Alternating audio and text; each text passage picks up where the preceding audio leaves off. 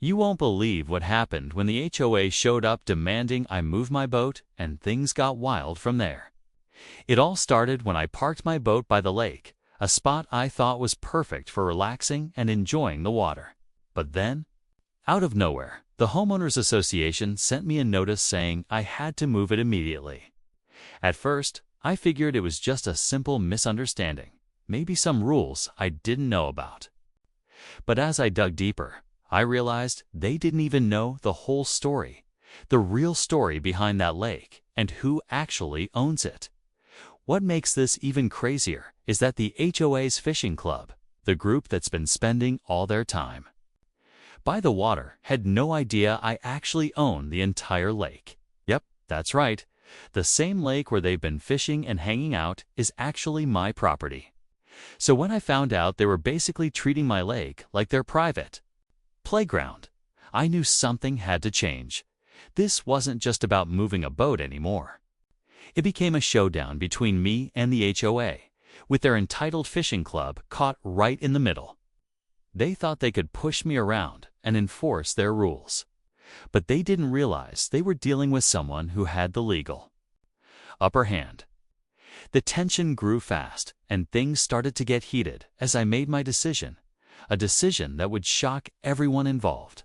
I'm about to take you through the whole story, from the first notice to the surprising twist that left the HOA scrambling. Trust me, you'll want to hear what happened next, especially how I managed to evict their entire fishing club from my lake without any of them expecting it. Stay tuned, because this story is far from over, and the next part will reveal just how intense things got when entitled people met their match. Before all this drama started, I had no idea the HOA fishing club was such a big deal. The lake had always been quiet, peaceful, a place I bought years ago for privacy and a little getaway. I thought owning a lake would just mean occasional visits and a few boat rides. But apparently, it was the center of a whole community's weekend plans.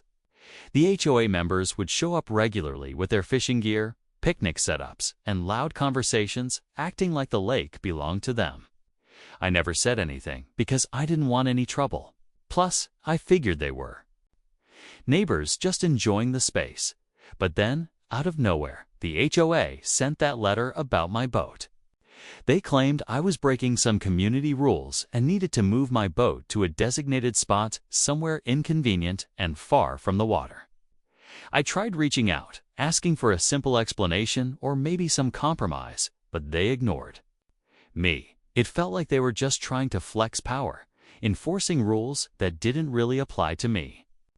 After all, how could they regulate something on my property without even checking the ownership records? That's when I started digging. I pulled up the deed and other legal documents to confirm my rights, and everything clearly said I owned that entire lake, no HOA, no fishing club, no one else. This wasn't just a small patch of water or community pond. It was my private lake, and the fishing club had no legal claim. The more I learned, the more I realized they had been acting entitled, assuming control where they had none. But confronting them wouldn't be simple. These were people used to having things their way, used to the comfort of their exclusive fishing spot. I knew telling them the truth would shake things up, and not everyone would take it well. The question was, how far was I willing to go to protect what's mine, and what would the fallout look like when I did? The tension was just beginning, and the next steps would change everything. Once I realized just how deep this HOA fishing club's sense of ownership went, things got a lot more complicated. From their point of view, that lake wasn't just water, and Landed was their weekend escape, their community spot. They'd held meetings there, set up small docks, and even installed a few benches over the years. For them, it was practically a shared space, even though, technically, it wasn't. This misunderstanding, or maybe just plain entitlement, was what fueled the tension. I wasn't just an owner. I was suddenly the outsider threatening their comfort and tradition. Some members of the fishing club reached out privately after the notice was delivered, trying to reason with me. They said they didn't want to fight, that the lake was important to their families, and maybe we could find a way to coexist. Others, though, were far less friendly. I started getting subtle threats messages about not making enemies, and warnings that I might regret pushing back. It felt like I was walking a tightrope, trying to stand my ground while avoiding a full-on feud. The whole situation was draining, emotionally and mentally. Meanwhile, the HOA board itself was divided. Some members insisted they had the authority to enforce rules on the lake because it was part of the community's boundaries, while others questioned whether they'd overlooked the property details. A few even suggested digging into past agreements or easements, hoping to find a loophole to keep the fishing club's access. That added a new layer of mystery. Was there some hidden legal arrangement they knew about, or was it all just assumptions and entitlement? At the same time, I was dealing with neighbors who didn't fully understand what was happening. Some sided with me, glad I was standing up against the HOA's heavy-handedness, while others felt I was stirring up trouble where none was needed. It felt like the whole neighborhood was watching, waiting to see what would happen next. And honestly, so was I. The calm, private lake I once knew was turning into a battleground. And the next move from either side could change everything as the days went by. The tension between me and the HOA fishing club reached a boiling point. The calm that once surrounded the lake was gone, replaced by whispers, stares, and occasional confrontations. I started noticing unfamiliar faces hanging around the water, as if the club was trying to assert their presence, making it clear they weren't going to back down easily. One afternoon, I came down to the dock and found their fishing gear scattered near my boat, almost like a silent message. They were staking their claim. The HOA board called an emergency meeting, and word spread quickly through the neighborhood. I wasn't invited, but the rumors were enough to keep me on edge. They were planning something, maybe new rules, maybe a challenge to my ownership. I wondered if they had actually found some legal loophole, or if this was just their way of pushing back harder. Every call and message I got seemed to hint at an approaching storm. Meanwhile, some of the fishing club members started showing up at my property, asking to talk one-on-one. At first, I thought maybe we could find common ground, but their tone was anything but friendly. They made veiled threats about what might happen if I forced them off the lake. I began to feel like this was no longer about a boat or a patch of water. It was about control, pride, and who gets to decide what happens on this land. I knew I couldn't just sit back and let things escalate without a plan. I consulted with a lawyer, reviewed all my paperwork, and prepared to defend my rights. But deep down, I wondered, was this fight worth the stress it was causing? Could I really evict an entire fishing club that had been part of the community for so long? The answers weren't clear, and the stakes were rising fast. Every day, the lake seemed to grow more hostile. The line between neighborly disagreement and full-blown conflict was disappearing. I was ready to take a stand, but I had no idea just how intense things were about to get, or what the fallout would mean for everyone involved. Just when I thought the situation couldn't get any more complicated, an unexpected twist flipped everything upside down. One morning, as I was going through some old paperwork about the lake, I stumbled on a faded, almost forgotten document buried in the county records.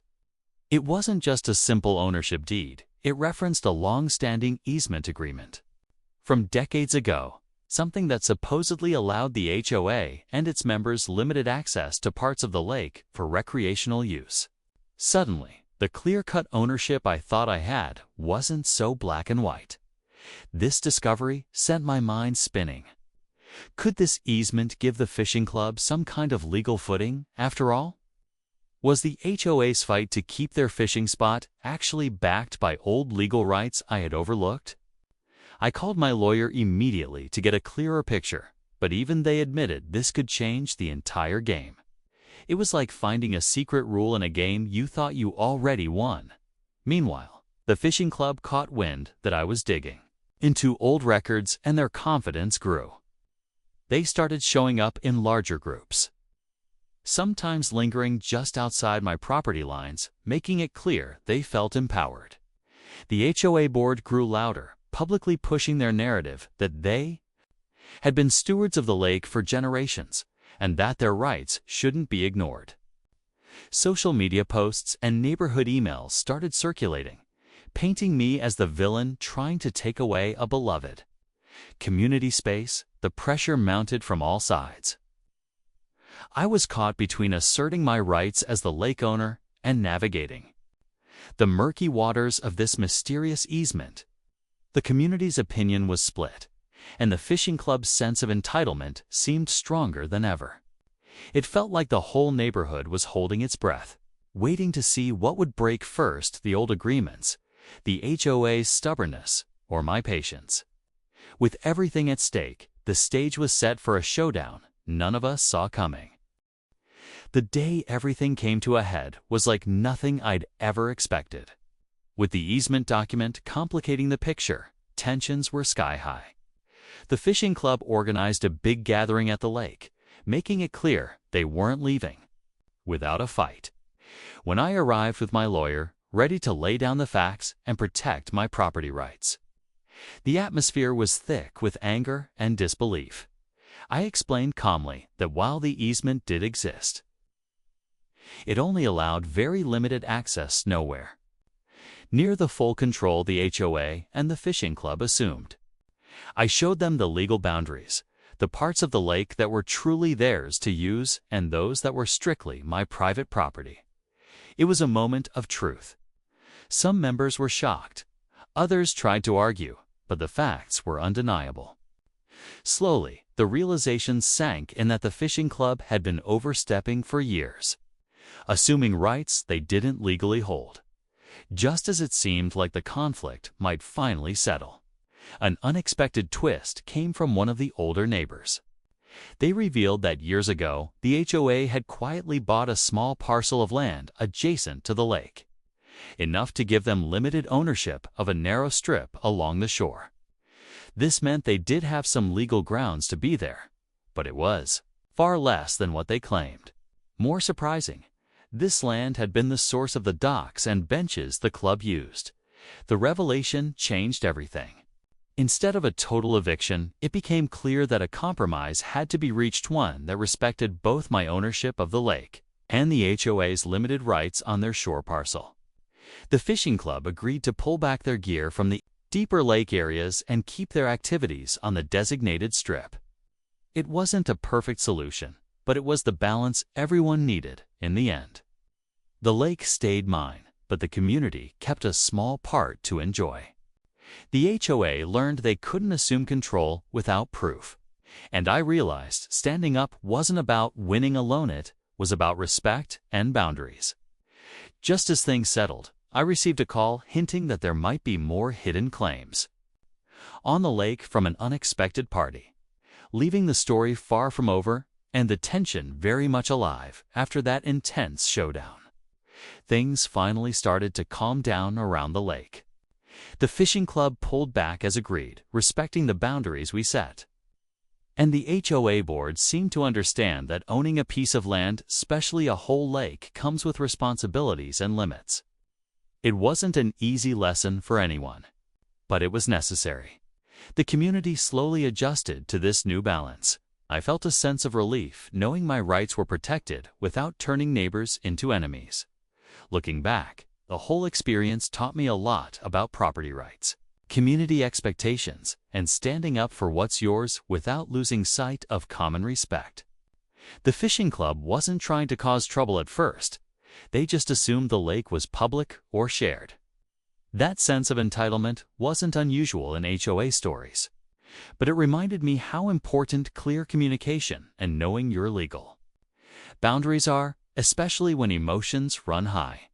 The neighborhood began to heal, and surprisingly, some friendships even grew stronger. A few members who had been part of the fishing club reached out to thank me for handling the situation fairly and respectfully.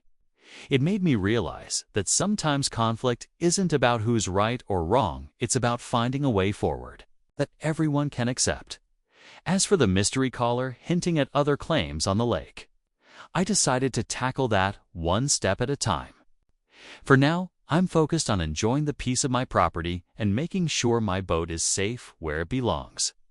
The lake isn't just water and land. To me, it's a place of calm, a retreat from all the chaos. And while entitled people might push boundaries, it's important to stand firm, know your rights, and protect what matters most. Thanks for sticking with me through this story. If you've ever faced HOA drama or felt underestimated, you know how tough it can be. Remember, sometimes standing your ground is the only way to reclaim your space.